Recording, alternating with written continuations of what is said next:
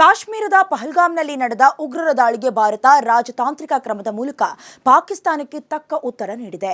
ಭಾರತ ತೆಗೆದುಕೊಂಡ ನಿರ್ಧಾರದಿಂದ ಪಾಕಿಸ್ತಾನ ತತ್ತರಿಸಿ ಹೋಗಿದ್ದು, ಈ ಬಗ್ಗೆ ಪಾಕಿಸ್ತಾನದ ಜನರು ಎಕ್ಸ್ ಮತ್ತು ಇನ್ಸ್ಟಾಗ್ರಾಂನಲ್ಲಿ ತಮ್ಮನ್ನ ತಾವೇ ಟ್ರೋಲ್ ಮಾಡಿಕೊಂಡಿರುವ ಪೋಸ್ಟರ್ಗಳು ವೈರಲ್ ಆಗ್ತಿವೆ.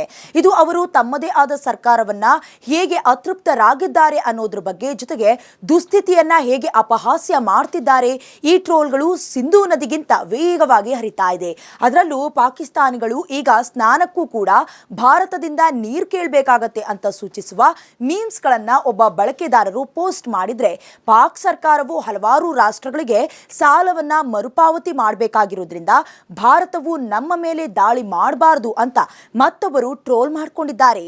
ನಾವು ಅರ್ಧದಷ್ಟು ಪ್ರಪಂಚದ ಸಾಲವನ್ನ ಪಾವತಿ ಮಾಡಬೇಕಾಗಿದೆ, ಆದ್ದರಿಂದ ಭಾರತದಿಂದ ಯಾರು ಕೂಡ ನಮ್ಮ ಮೇಲೆ ದಾಳಿ ಮಾಡಬಾರದು ಅಂತ ಮತ್ತೊಬ್ರು ಎಕ್ಸ್ ನಲ್ಲಿ ಬರ್ಕೊಂಡಿದ್ರೆ, ಇನ್ನೊಬ್ರು ಹಾಸ್ಯಮಯವಾಗಿ ಪಾಕಿಸ್ತಾನಿ ಸರ್ಕಾರವನ್ನ ಭಾರತ ವಶಪಡಿಸಿಕೊಳ್ಬೇಕು ಅಂತ ಬಯಸುತ್ತೆ.